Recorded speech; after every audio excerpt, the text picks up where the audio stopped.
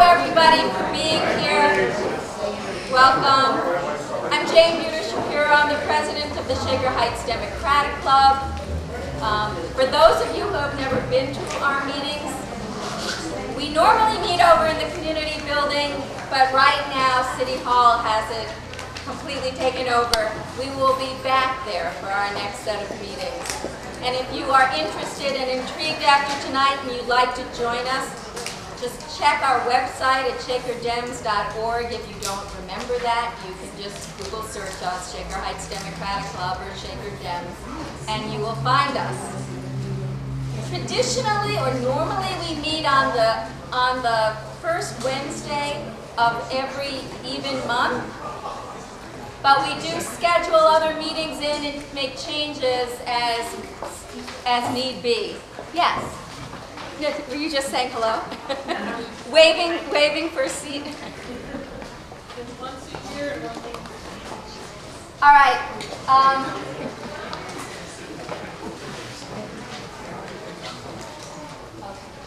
If there isn't room back there, you're welcome to stand along the sides and even in the back of the room if you'd like.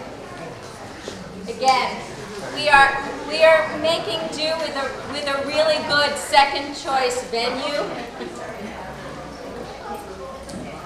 And one of the things that our typical venue has is a microphone.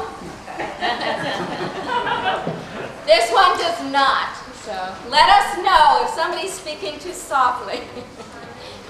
We try not to carry big sticks, but we also try to speak loudly enough so that everybody can hear us. Normally we begin with the Pledge of Allegiance to the flag that we don't have in this venue, but I would still ask people to rise and we will say the pledge together to that virtual flag in our minds. Al Foster, you aren't here tonight, are you? I did not see you. Who usually leads us? All right. I pledge allegiance to the flag of the United States of America and to the republic for which it stands, one nation, under God, indivisible, with liberty and justice for all. So we have a number of things going on tonight. We have our library panel, and those who are members of the Shaker Heights Democratic Club should have received ballots so that you can vote on our endorsement. If you are here for the first time and you would like to become a member, you can go to that website, shakerdems.org, and join, and then you can be a voting member of the club for our next round of endorsements. And we would love to have you involved. Also on the endorsement ballot is an endorsement of the Health and Human Services levy. It is a county-wide levy. And Robin Martin is here to tell you a little bit about that. Good evening. I'm Robin Martin from Cuyahoga County, and I'm here regarding the issue. I'm sorry, louder? Can you hear me in the back? Okay. I'm here regarding issue 9, and this is the Health and Human Services levy. I brought along some placards, and they're out by the desk in case you want additional information or you just want to look at it as you're making decisions. We really wish you would consider voting for the Health and Human Services levy. It supports children, seniors, and families, about 200,000 families across Cuyahoga County. It provides health care and meals for seniors, counseling and treatment services for children and adults who are seeking services for mental health, alcohol and drug, and opioid addiction. It funds early childhood and preschool programming, after-school programming for our school-age youth. It helps maintain trauma services at Metro Health, the Burns Center, and Life Flight. Many of us, you never know when you may need these services, and we always want to have them in place in case of emergency to support you or your family members or friends. It is not a tax increase. It is The funding will be used strictly for the services that I identified.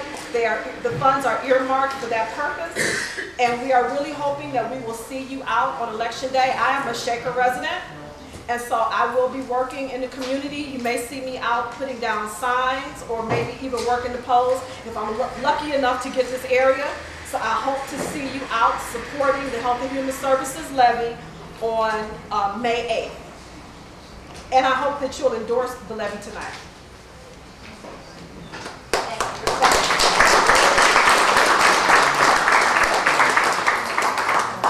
Okay, I'd also like to recognize our candidates and elected officials. For the sake of time, would you please stand, say your name, your position, and nothing more, or what you're running for, just so we can get to know you, but we have such a tight schedule for tonight. And in this venue, we have a little bit less flexibility with space. So, but we do want to give it the opportunity for everyone here to get to know you and who you are. So, who would like to lead us off? My name is James Elder. I live in Moreland, and I am running for precinct captain for G. G. Hey, I'm Julianne Johnston Centuria. I'm one of your Shaker City Council people, and I'm also representing my husband, who you don't want in the room, so you have a terrible cold, who's running for precinct chair of C. Yes. Hi, I'm Angela Morrell. I am running for precinct captain for precinct K. I'm Cindy Maxey. I'm running for precinct committee from precinct H. I'm Susan Beaudry, and my husband William is running for Cuyahoga County Court of Common Pleas. I'm Amy McClellan. I'm running for precinct captain for C. Anyone else? I'm Jane Judah Shapiro. I'm the precinct captain for Q, and I am running again. Yes. Ann Williams, I'm Shaker Heights City Council, and I'm running for precinct captain for T. Thank you. Is there anybody else? Yes, precinct. Susan Reese for Precinct P. And out there is Nancy Moore. She's one of our city council members, but she's also helping to check people in. So oh, here you are.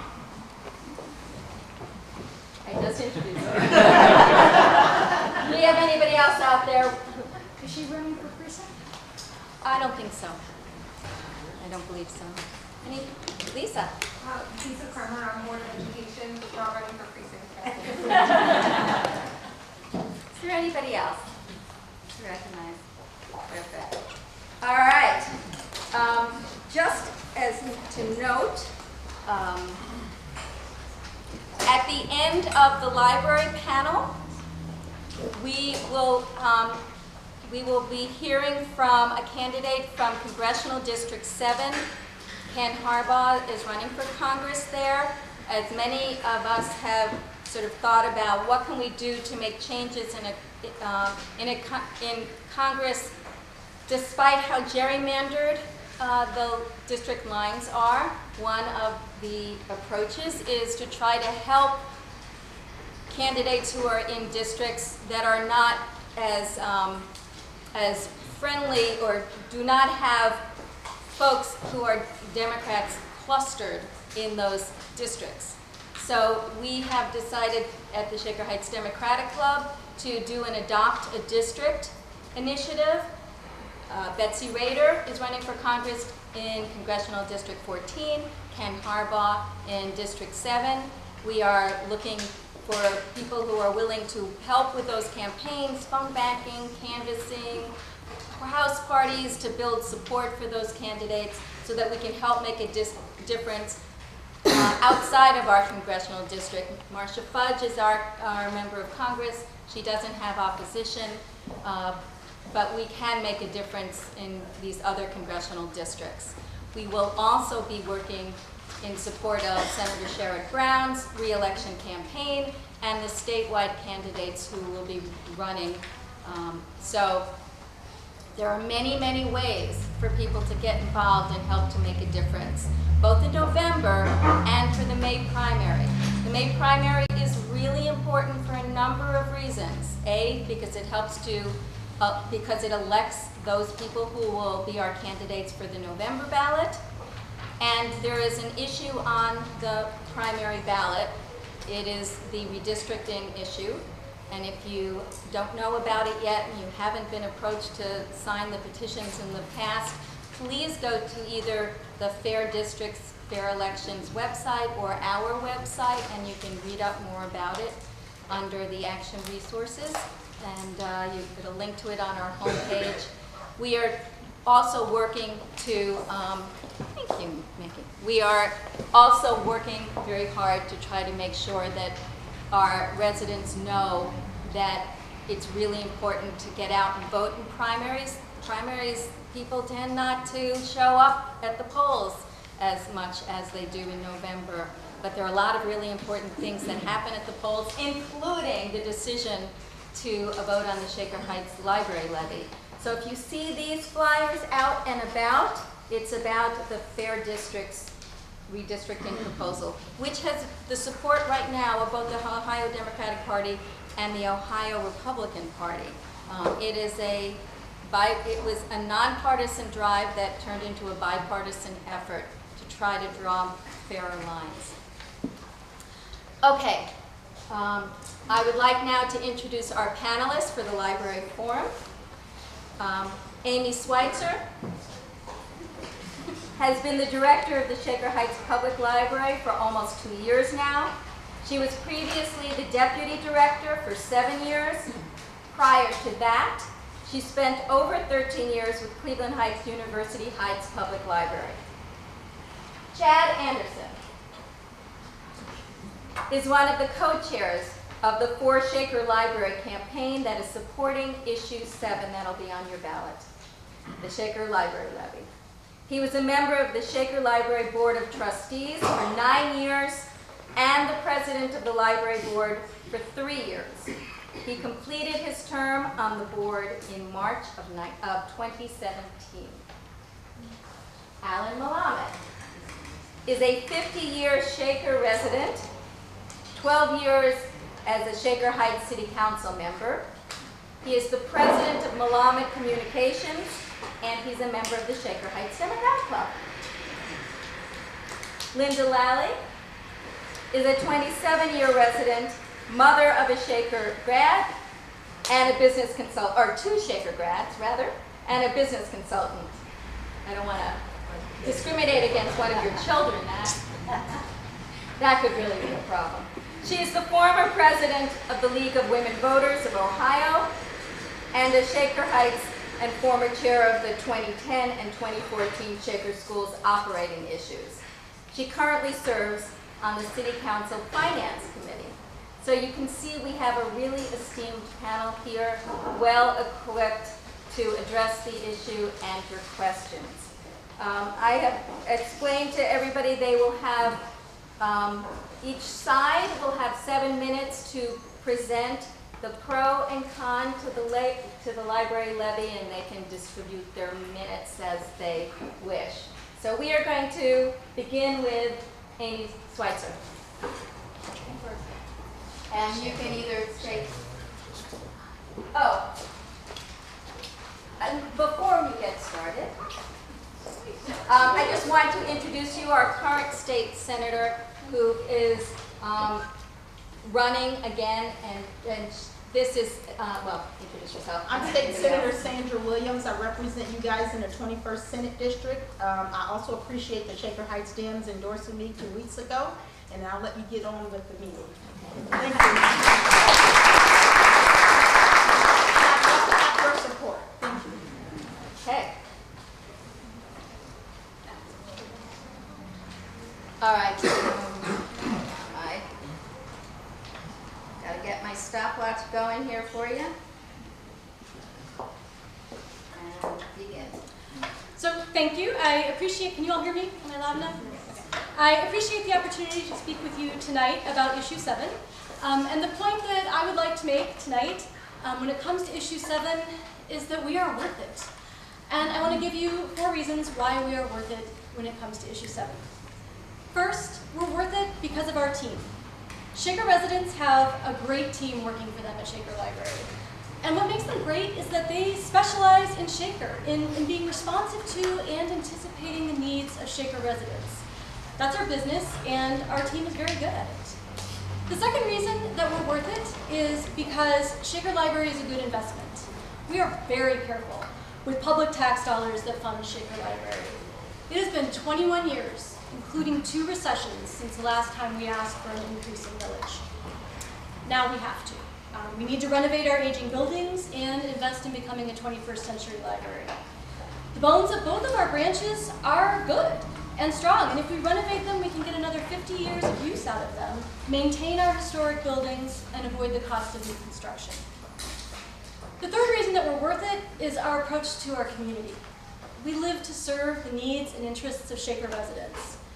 If you think that librarians are bookish and more interested in reading and studying than what's happening in the world, you might think that, but you have not met librarians recently. Our team at Shaker Library is action-oriented. We want to help people solve problems. I can't resist this. To borrow from our former president, when a Shaker Library user asks if we can be of assistance, we jump at the chance to say, yes, we can. I want to give you a recent example of us saying, yes, we can. The Moreland Mercer Homework Center is a brand new program that the library started. There are students who live in the Moreland neighborhood, but they actually attend Mercer Elementary School, which is not very close to their school.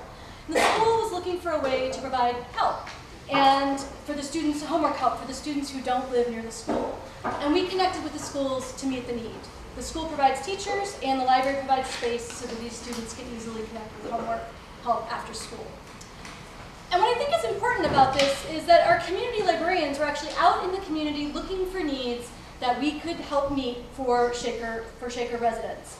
And because we're independent and locally governed, we had the flexibility to form a partnership with Shaker Schools and to respond quickly to that need.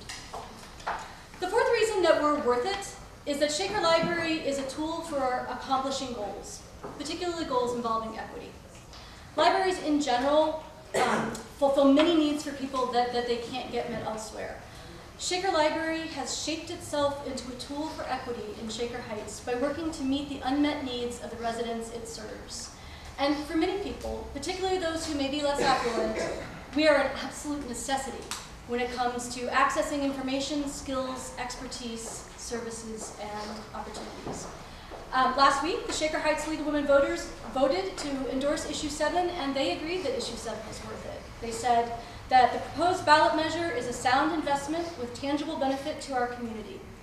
Our local library is a community asset we've invested in for over 80 years, and it's answerable to Shaker residents.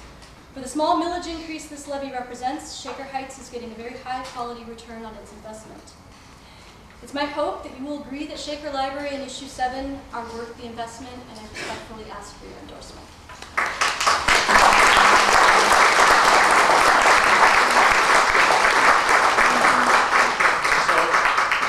Chad Anderson, and along with Sarah Megan Hart and Dr. Donna White, I'm one of the co-chairs of the For Shaker Library campaign that's supporting Issue 7 for the Shaker Library levy. As mentioned, I'm a former member of the Shaker Library Board of Trustees. I was appointed by the Shaker Board of Education in 2008 and completed my term on the board last year. I served as president for 3 years, and at that time, as president of the board, I was on the Mayor's Financial Task Force from 2005 to 2016. With Issue 7, we have something that we haven't seen in Shaker Heights for a long time. Open disagreement about tax funding for a Shaker institution and an organized, funded effort to defeat a tax issue. I know people have questions about Issue 7 and about the possibility of inclusion in the county library system, but because this situation is so unusual for Shaker Heights, I wanted to focus my opening remarks on what this is all about, at least as I see it, to put it into context. So what is Issue 7 about? Amy gave you many of the details in her remarks, and more information is available in the materials that we provided. But Issue 7 is pretty easy to boil down. It's about making a small investment in our library to ensure it continues to play an important role in Shaker's future. Issue 7 is about protecting and investing in one of Shaker's most valuable civic assets. It's about the value our community receives from our library, and as Amy said, whether our library is worth paying a little bit more. So what is the opposition to Issue 7 and the issue of inclusion within the county library system all about? I've concluded that the push for inclusion has nothing to do with library services. It's driven by a concern that Shaker's taxes are too high and are keeping the most affluent families from moving to or staying in Shaker. Mayor Lycan said as much during his 2017 State of the City address. The anti-Issue 7 effort wants to join the county library system, give away Shaker Library, and get a small, short-term cut in property taxes. That's it. It's a bad idea. The Shaker Library Board is unanimous in its opposition to pursuing inclusion because it involves closing Shaker Library, giving all its assets to the county, and having all decisions about Shaker Library services made by the county board in Parma instead of here in Shaker Heights, all without any way to guarantee what Shaker will get in return. I don't think it's a good idea to give away a valuable Shaker asset that's critical to the less affluent in our community, just to serve the needs of more affluent. But even if you set that aside, giving away Shaker Library to cut property taxes isn't going to accomplish this goal, and I think it's likely to backfire. In the short term, joining the county library system could temporarily reduce the property tax paid by Shaker homeowners for library services from 4 mills to 2.5 voted mills. But Shaker homeowners pay more than 200 mills in property taxes. So joining the county library system would reduce our property taxes by less than 1% versus what we now pay. It would amount to just 11 cents per day for $100,000 in home value. What's that mean? I have 2 jars here. These are your property taxes. One is A and one is B. I have 2 boxes. The white balls represent your municipal income taxes. They look a lot alike, don't they? They're not. Okay? A has 4 of these little blue balls, which represent your library taxes. What is being proposed is B, which has 2 of these balls. That's the payoff. Joining the county library system to lower property taxes would be, at best, a symbolic gesture, and not a good one. If we were to join the county library, Shaker will still have the highest property taxes in Cuyahoga County by a lot. Joining the county library wouldn't make Shaker a low-tax community. It would just make Shaker a high-tax community that said no to its library. I don't think that's what Shaker wants. We can't call ourselves a pro-education community having just turned down and given away our library. So I hope you'll join for Shaker Library by endorsing Issue 7, voting for Issue 7, and encouraging your friends and neighbors to do the same. Our Shaker Library is worth it.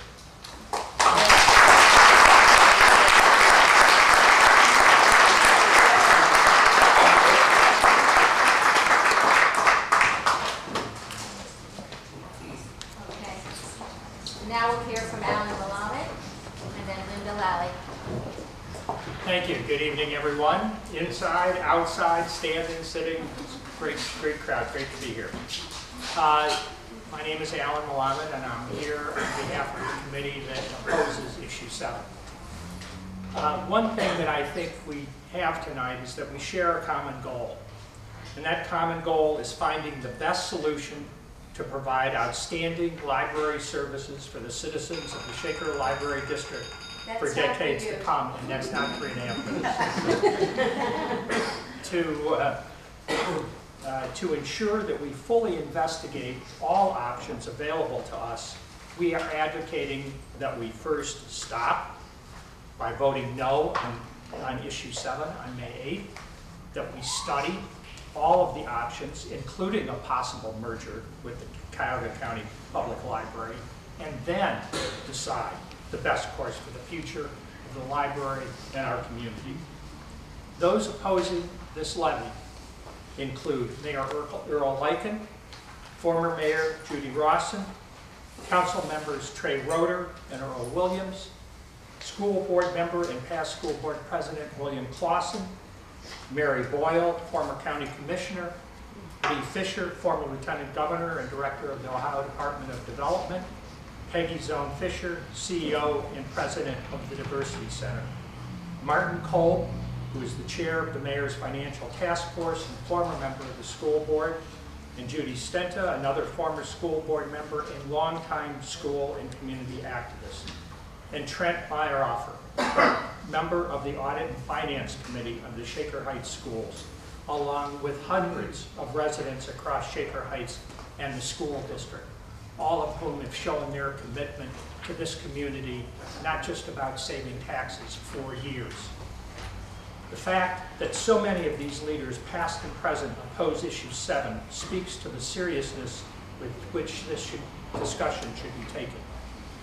On May 8th, we are faced with a choice between Issue 7 and a 1.9 mil tax increase, which protects local control and will also ensure ongoing future tax increases, provide no ongoing plan on how to maintain a two-library independent system, or we have the option of reaching beyond Shaker's borders to explore regional options that offer outstanding services, lower costs, and greater long-term financial stability.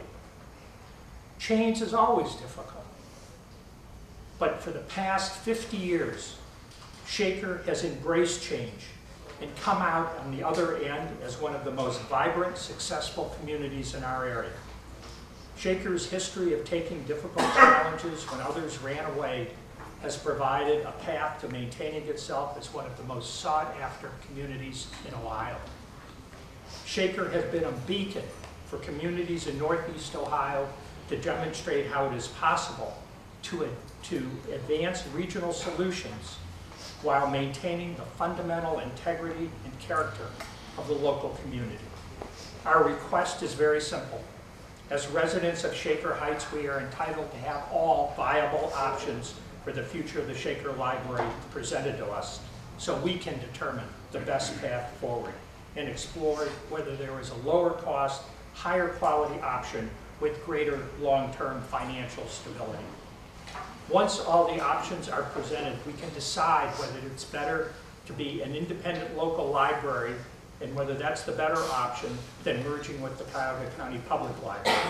That's a decision that should be made after we study all the options on the table.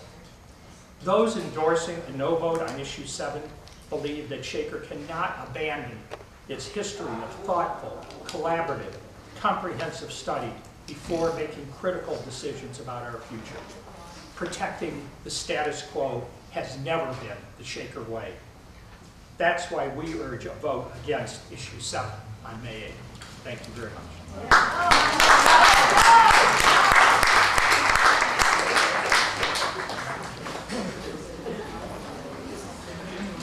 And I'd also like to thank the Shaker Democratic Club for hosting this panel discussion, especially for opening it to the public. So I'd like to tell you a little bit about myself. I love to read. I love the library. We taught our daughters about books and to love the library. We live a block away from Bertram Woods, and we spent many, many hours there together. And as a result, among the many hats that they wear, Megan is a book blogger for young adult fiction, and Eileen manages the young adult section of an independent New York bookstore. I also vote. I've been a member of the League of Women Voters for a very long time, and I've been involved in many capacities at the local, state, and national levels. And what we encourage in the League is informed voting. Not emotional voting, but informed voting. And I don't feel very informed about the decision I have to make this May. I am being asked, cold. Okay. And the reason I don't feel informed is because this levy is not a decision in a silo. It's a decision that has long, broad impact, and it is going to touch the schools. Let's delve into the details. Library is projecting $12.4 million in capital expenditures. They're going to pay for it with a $6.2 million bond and the proceeds of the levy. But the levy money has to cover improved services, and it also has to pay back the bond. And so the bottom line of these numbers is that not too far away, 5 years-ish maybe, we are going to be looking at another major financial decision, whether we need another library levy whether we need to cut back on services at that time, whether we change the repair schedule. And then I look over at the Shaker schools, and I look at their cycle of needs and the approximate timing of their next operating levy. And I am seeing a very real possibility that we could be looking at another library levy on the heels of the next operating levy, a lot of taxes. Now, I want to stress, I do believe firmly that both systems, the school system and the library system, do an excellent job of managing their money. But, you know, just looking at the age of the library buildings, we know that there are going to be more repairs in the lifetime. And given the generosity and largesse coming out of Columbus, we know that the General Assembly is not going to be the solution to that problem. It's coming from us. And so that is why I need more information. Is it possible the county library system could offer a better deal for Shaker? I don't know. But the library board doesn't know either because they haven't discussed it with the county system. I do know a city is known by the schools it keeps, and we need to fund our premier school system. I do know the length of time that the houses in my neighborhood have sat on the market. I fear, but I don't know, that Shaker may be nearing a tipping point with its taxes. And that is why I believe we need to stop this levy, study all the ramifications and possibilities, and then decide on the best course of action for Shaker Heights. Thank you.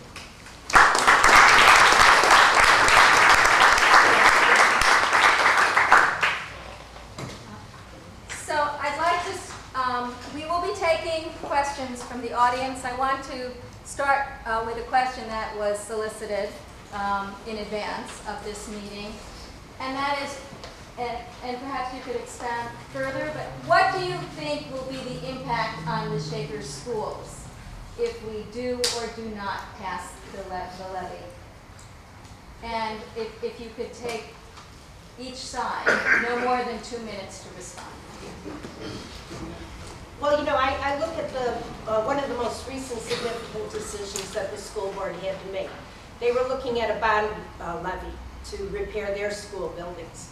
And they eventually reduced the amount of their levy, the amount that they put on the ballot, because they didn't feel that they had sufficiently studied their capital needs and the funding sources. And I find it very interesting that the amount of levy that the library would like to raise is twice the amount that the schools back down on. And the libraries have not gone through that same thorough, I feel, evaluation process. So I think that the schools have a very good feel for their their constituency, the tax base, and the pressures that residents feel on their pocketbooks. Okay. Yes, I actually think one of the most important things about the library is its commitment to education. We have a very rare situation here in Cuyahoga County in that we have a library that is walkable. We have walkable branches for both our middle school and our high school students. If you're familiar with the school strategic plan, Strategic Initiative 1.3 is to build a system of school-based and community-based experiences to support the academic achievement of all students. Why do they do that?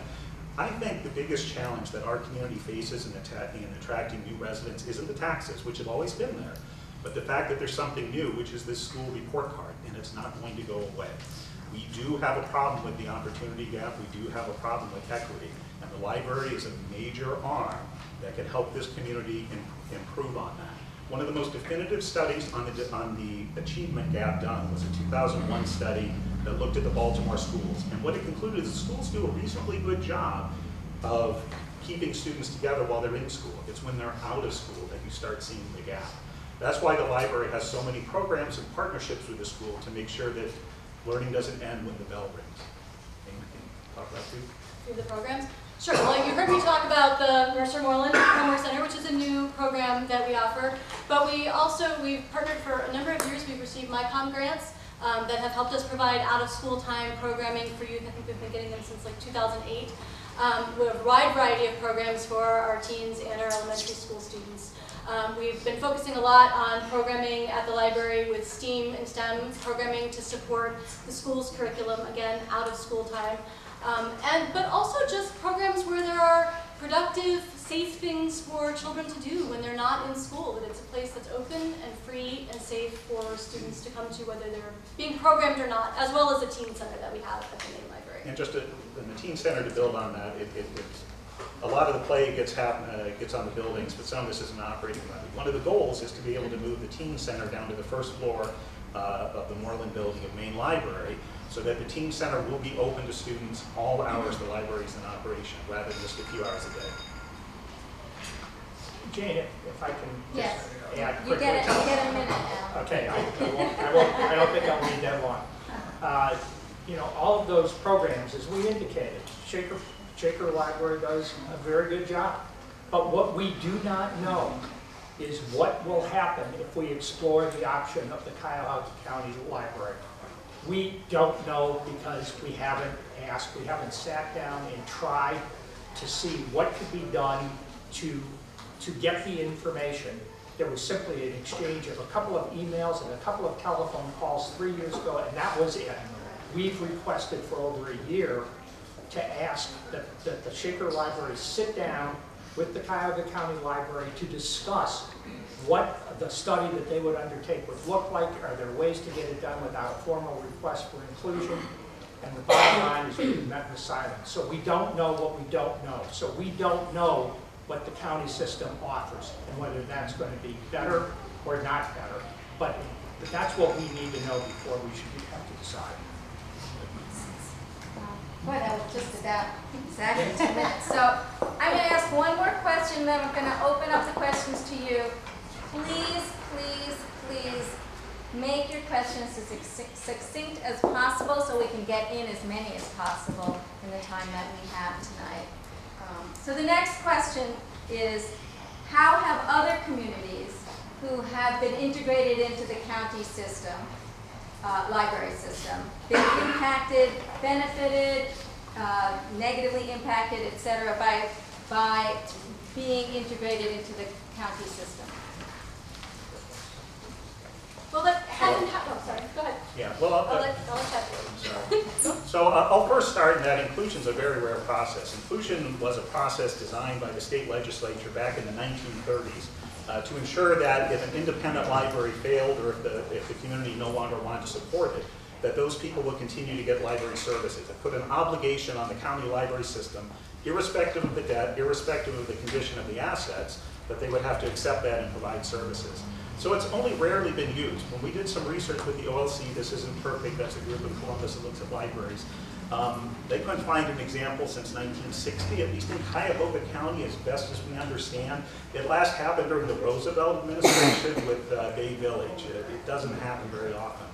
But I can talk about some communities' experiences with the county library. Many of you may be familiar with Lyndhurst. Back in 2008, there was a county library levy, and Lyndhurst loved their county library. They voted 2-1 for that levy.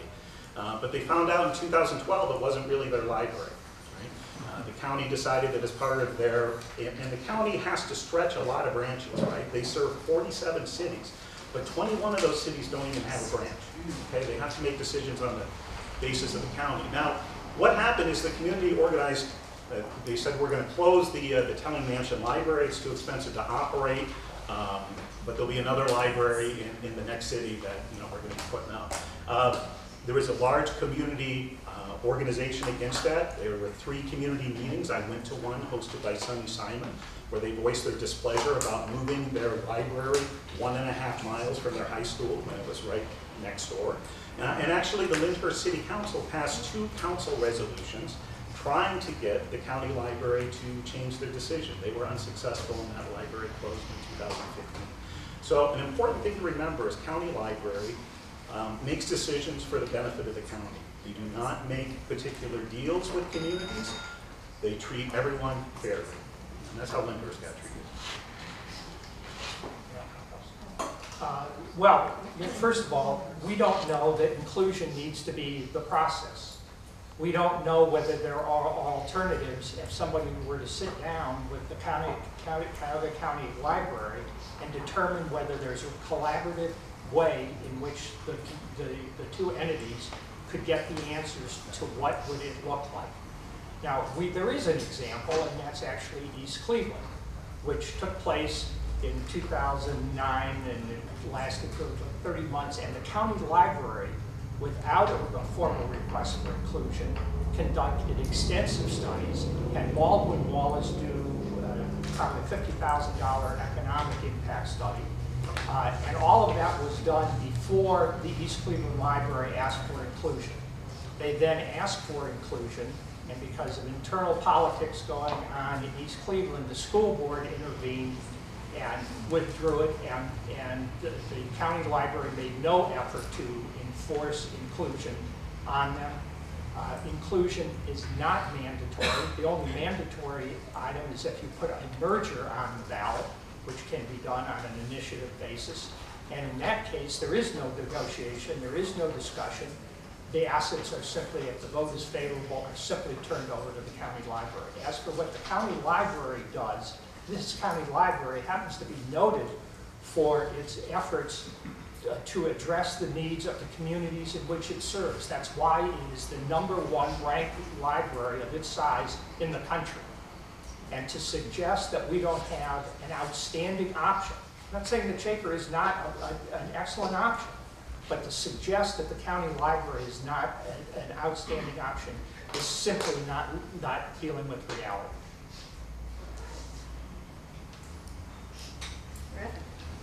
2 seconds left. Okay, But you can leave those 2 seconds. All right. So I'm going to take questions from you. You can address it to both sides, one side. If you address it to one side, I'm going to try to solicit a question for the other. So that. Are we just taking Shaker residents asking questions? You know what? I don't want to watch people's driver's licenses. So I'm going to, preferably if you're a Shaker resident, please. No. Yes. What are the 1, 2. What are the chances that And here. yes. And can you say who you are you addressing it to both sides or one side? Oh, both sides. What are the chances that one of the libraries would have to be closed, one of the branches in the Shaker Library, if we went with the county? And I'm going to give you a minute to respond so we can try to get as many questions as possible. Well, again, we don't know. Now, what we do know is what is important to Shaker. And in any negotiation, you go in knowing where your bottom line is. You don't disclose it right away. I think the library has an excellent document on their website, I forget which appendix it is, of all the questions that we would like to know about from the library. These are the things to be discussed. If 2 branches are important to us, then we know going in that we're not going to give that up. If keeping our employees are important to us, we know we're not going to give that up with negotiations. It's all part of the negotiation process, and at this point, we don't know. So I'll answer that in a bleak way because the whole more study thing comes up. I just want to point out the Shaker Library did a 298-page analysis of 7 different solutions for solving the facility challenges, and one of those was inclusion. I feel that the opposition ignores that factor, says it wasn't sufficient. Now, I appreciate that Linda mentioned her role in the League of Women Voters. I think it's worth mentioning that last week the Shaker Heights League of Women Voters validated the library board's decision not to pursue inclusion in the county library, saying the library competently analyzed the inclusion process and impacts of a potential merger with CCPL and SHPL, and that trading independence and all valued assets permanently for a minimal increase in taxes representing a small percentage of overall taxes is precipitous. So an overused phrase, but I believe the saying that we need more study of inclusion is fake news, right? We've heard people before say things need more study. Climate change needs more study. Evolution needs more study. And in those cases, when the opposition says more study, we know it really just means stop. Is there any time? What's that? Is there any time on? There was about 15 seconds. That's all I need. Inclusion is not the only way to go. If you really want to determine what the option of looking at the county would look like, you go to the county and you explore every option that may be available to you to see if you can work out an arrangement to get the study done. That hasn't been done. Okay. Helen Sheehan, 28-year resident of Shaker Heights. I want to know, this is for both sides. Can you guarantee that you will do the projected capital renovations in the plan that was proposed if the levy were to pass?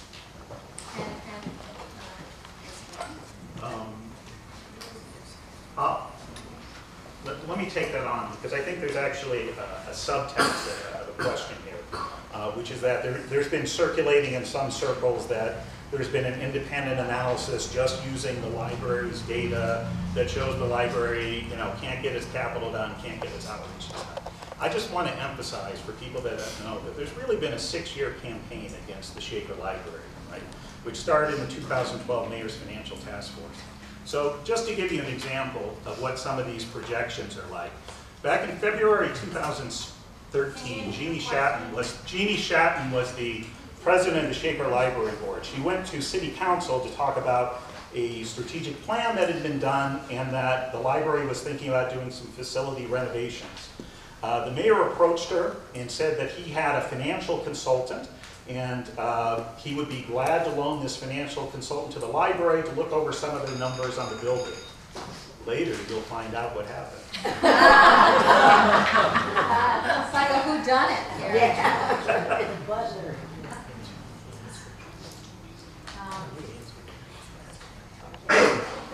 Okay, so the answer is, to your question, that no, they can't guarantee it. They can't guarantee it because they will be financially $2.3 million upside down in 2021. We've attempted to present these numbers to the library and were rejected a sit down and a review or even a response to the study. The study, by the way, was done by Trent Meyerhofer, who's on the Audit and Financial Committee of the Shaker Schools, and was verified by 3 top financial executives who are residents of Shaker Heights. So if there's a response to that that says that that analysis is wrong, we haven't heard it. But based on that analysis, they're going to have to either ask for more taxes, they're going to have to cut the promises of what was made. Bertram Woods doesn't get a dime put into it until 2024. So it's simply not workable, or they're going to have to cut services. Then money isn't there. Is there an option for a follow-up or not? Well, you are welcome to continue using some of the time from another question if you'd like. We're all interested in finding out who was responsible for the dead body in the library. You're over a form today. 1 and then 2. Now you, yes, no. Okay, so I have what is the flip side of a question, one for each side, is for the people opposed to the levy increase. Given the amount that we're talking about, if we were to move towards inclusion in 2 years or 3 years when the next levy came up, then we're looking at those 2 balls for 3 years because the turnover would still be the same. You'd add 2 more balls and then they disappear again. So why are you opposing supporting the library until that's done? And the flip side is, to the library, will you make transparent communications that show whether or not, in fact, there is outreach to the county and what the results of that are going to be? I think we started here before, so I'll start on this side. Okay, so as far as why now? Well, we started this process well before the levy was ever on the ballot. And so it's a reflection of, will you please talk to the county first before you go to the ballot with the tax increase. But it's also indicative of a pattern, a frame of mind. We are worried that if the levy were to pass, that there wouldn't be incentive to go discuss with the library. You know, we're looking down the road. You know, what is the best for Shaker? We want decisions to be made taking all of Shaker into consideration instead of just a silo situation. And the concern is that this library decision is just in the library silo and not the entire city. Well, one thing I will say is we actually have been transparent with communications with the county. If you look at our facility study, which is on the website, you know, you can see both the questions that we've asked and the analysis that we have done. And I will point out that, you know, the League of Women Voters in their report last week did note that there's ample public information available to make an informed decision about what service would look like. And I will say that does not involve 2 branches. The only community that they have with 2 branches is Parma, which is significantly larger than Shaker Heights. I would add, if you go to the, if you just Google Shaker Library Facility Study, it'll take you to all the appendices. I don't know what this is, Appendix I, which has the whole narrative of which questions were asked when and what the responses were.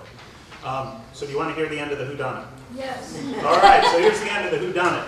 The end of the whodunit is, the consultant came in, said he did his study, and came back and said, using just the library's data, the library was in a huge crisis.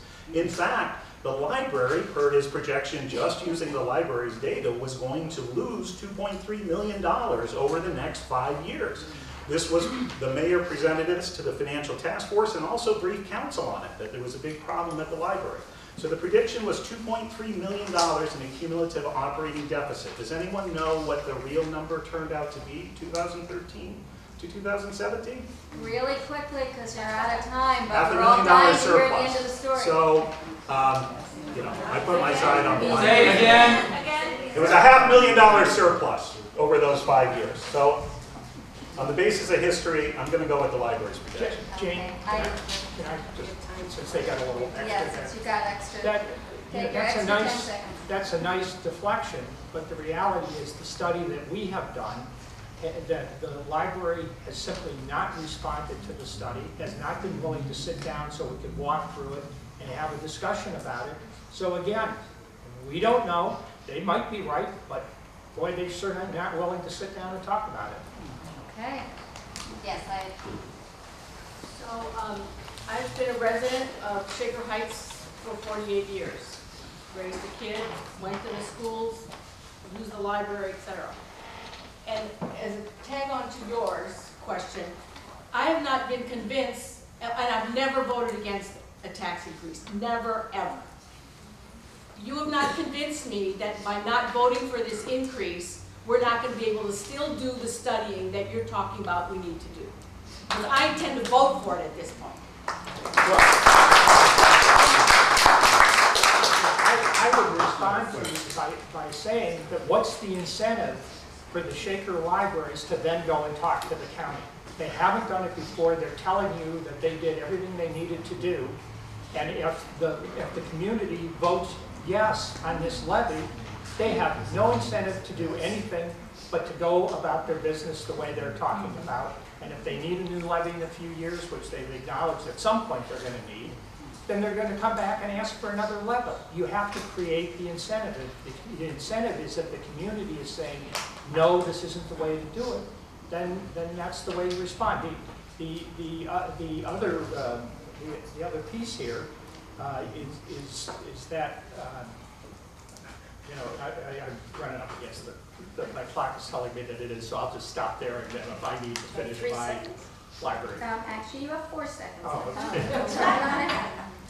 So I would ask the library, if the levy were to pass, would you approach the county library for a discussion on benefits to Shaker? What is the question? We can't hear you. Hear your question. So the question is that if the levy passes, would the Shaker Library approach the county about inclusion? I think the first answer to that, which I think is important to going back to, is that we did reach out to the county and we did meet with the county. And the League of Women Voters, right, concluded that the Shaker Library Board did its due diligence in investigating the system. I'm going to tell you one thing. When I interviewed board members, or prospective board members, this was always one of the questions that we asked about. And I can tell you the one thing that would earn you a strike, from my opinion, was that if you came in with an opinion that you needed to join the Cuyahoga County Library System, or if you came in with an opinion that you shouldn't need to do it. If you're a library trustee, you study the issues, you're entrusted with Shaker's assets, and you're entrusted with figuring out the best way to deliver library services in Shaker. So that dialogue has continued every year I was on the board and will continue. Just so you know, I just gave you 15 extra seconds. Just so we could finish the breath. Yes. My name is Scott Carson. I've been a resident of the city since I was born, except for a very brief stint outside the city. My question is, you state that you've got this surplus of $500,000. I want to know how you justify that by the services and the hours that have been cut and the deferral of the maintenance that should have been taking place over the last 10 years. And now you come to us and say you want us to fix it, but yet these aging buildings likely will need more money in the future because that's the nature of older buildings. I want to know how you're going to guarantee that we're not going to be asked to put more money into these buildings in a short time. The statement that they're going to be lasting for another 50 years is definitely false in my opinion. Well, I think with sensible repairs and renovation, the bones of the buildings are good. They're very well made and better made, I think, than new construction. So with sensible repairs and renovations and positioning them to be flexible for 21st century library needs, yes, they will last. And that's part of the plan, is to make them flexible. And I lost a little track of your question. That's fine. I would say one of the challenges you always have, right, when you're in a public board is when to ask for money and when it's appropriate. We spent about 6 years studying the issue. Maybe that was too long. Maybe we should have come back sooner. But we wanted to come back when we thought we had the right recommendation for Shaker Heights. If you follow the arc, the library before 2015, the board was going to a very different solution. It was leaning towards a single new branch and closing the existing ones. It was when a community survey was done through Triad that we realized residents didn't like that idea at all. So there was some work to go back and redo it. What I can say is that we hired an architectural firm to do a thorough assessment from the bottom up. It's about 200 pages, so we think we have it covered. What about the services that were cut? Well, some of the services, the hope is that they'll be restored with this levy. Hope? Is that well, I shouldn't say that. The pledge is to increase Sunday hours. Yes, so the services, I'm sorry, I've gone over time. I apologize. I can I'll tell you what, I'm going to give both sides 1 minute at the end to address anything you think is left open. I'll let you guys decide who you want to speak. So I'll make sure to leave that time. One question here, question there. We'll see how long we have at the end. I'm James Elder. I live in the Moreland area. I know the biggest fear of the Moreland area is that if a library closes, it's going to be ours. And that library is extremely important to our children because they have nowhere else to go to do their homework. A lot of them do not have internet service. So I ask this question, can you guarantee us that if we go to the county won't close that library? The answer is actually yes. Because the answer is yes, because if the community says that the condition of merging is that we want Moreland to be open, and that's our bottom line condition, and the county says, no, we can't assure you of that, then we say no, and we go with the Shaker Library option. Yeah. No, I'm not making that up.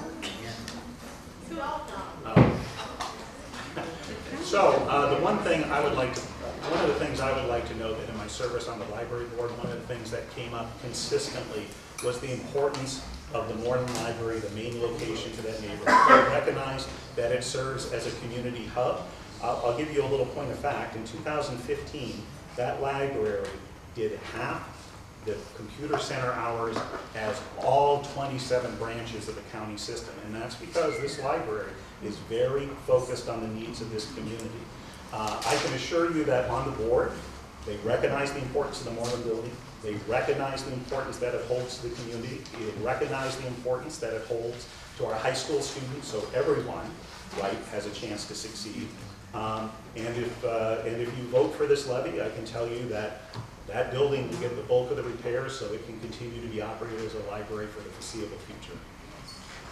And I called on you, if we could make these a little short, I've been really remiss in not looking over my shoulder. So I want to make sure I get the question from out here. Ed. Good evening, everyone. My name is Ed Long, long-term resident of Shaker. One of my biggest things is when you're dealing with money, I don't like to use the terms just and only. Those are like marketing terms. In your opening statement, you said we would, if we didn't vote for the levy, we would only see a reduction of 11 cents per day. But in your flyer, you say it's just an increase of 18 cents per day. So as a resident, taxpayer, homeowner, can you explain the difference to me of why 11 cents is not better than 18 cents? And if you don't mind keeping your response to 45 seconds, how about that? Okay, so, you know, we bring up the numbers, right, because different things are asked. The current library levy is 4 mills, right? So going to the county libraries, 2.5 mills would be 11 cents a day, right? We are asking for an increase of 1.9 mills, right, which off, you know, the 4 mills, right, would be 18 more cents a day. I'm sorry if it sounds confusing, but we always try to start with where you're at today so you know how things would change. The library there is like the Heinens for our less privileged children. Their intellectual and social and psychological development. I don't see, well, tell me how this isn't a land grab to benefit wealthy developers who will come. The library developers will come in, they'll make the corner turn into something that the less privileged Shaker won't have access to. I mean, and where will it end? I mean, the patrons, the less privileged patrons of the library, okay, they're out of the way. What happens next? The senior citizens in the assisted living facility on the corner, they're not needed, and that's next. I mean, that's the sense I'm getting here. So, thank you. Yeah. So, what you didn't respond on the last question. Why don't you take it? Take your response. So, you know, I think maybe a pause is important here because this community, across this entire community, has supported the needs of the people of this community, whether they live in more affluent areas or less affluent areas.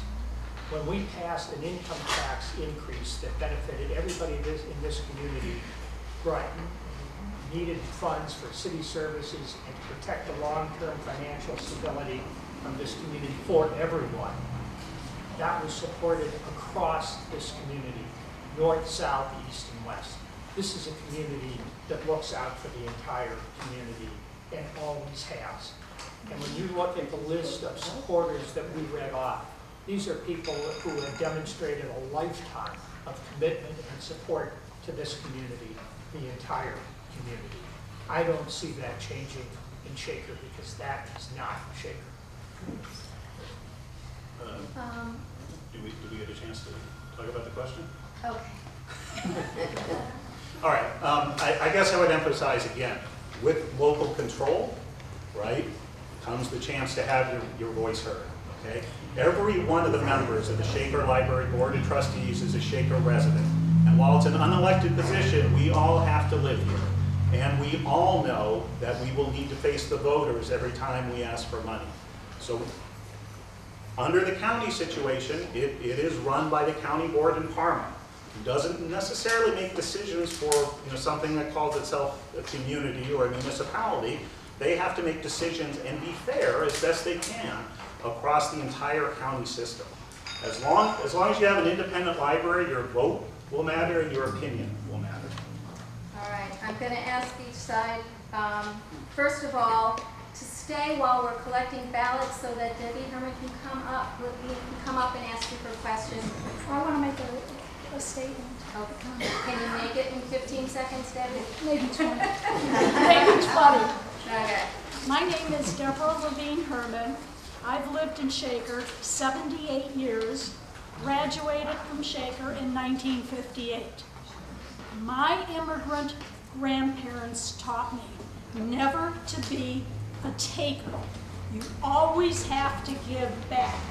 I am now on a very tiny, limited income.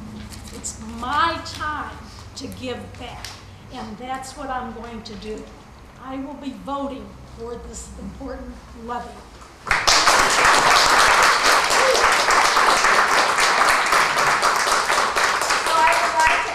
Each side, not each person, but each side, 45 seconds to address anything that's been left open.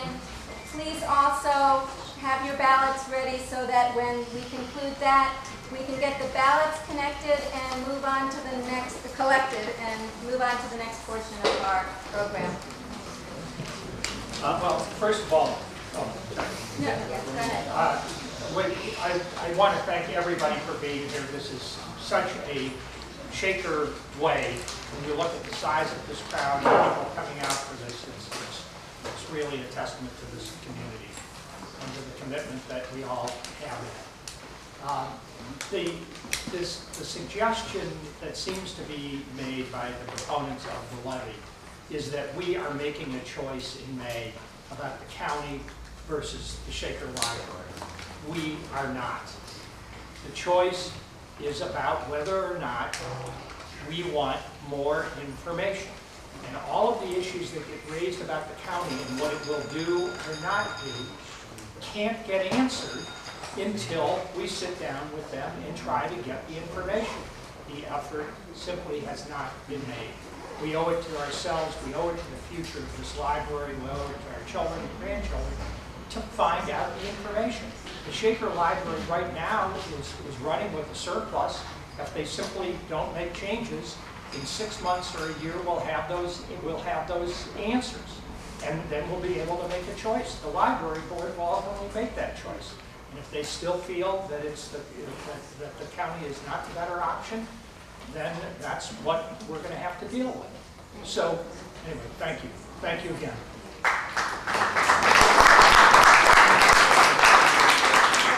Thank you so much, everyone, for coming out tonight. Shaker is my adopted community. We moved here about 13 years ago, and as you can hear from many of the residents, that makes me a little bit of a piker. But my involvement on the library board has been a big part of my Shaker experience and getting introduced to so many people that are interested in coming out, and so many people that are important and that feel their civic institutions are important. I guess one thing I would like to say is that, you know, you've heard plenty of he said, she said up here. If you still have questions, right, about whether the library asks questions of the county board, read the League of Women Voters report. Okay? It's an independent report that's investigated. They do their own research. They've talked to everybody up here. They've talked to 16 people out in the crowd. So they've heard the story from everyone, and they write up their findings so that all of you can be informed voters. I'm at time. Thank you.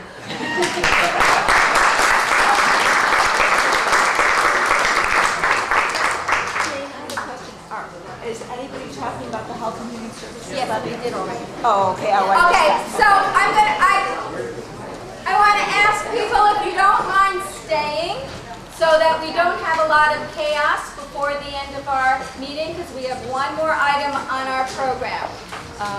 And I also want to let you know, members of the Shaker Heights Democratic Club are coming around to collect your ballots. While you are here, let me tell anybody who might be interested that we are in the process of trying to get people involved in organizing in their neighborhoods and communities so that we can be supportive of our candidates.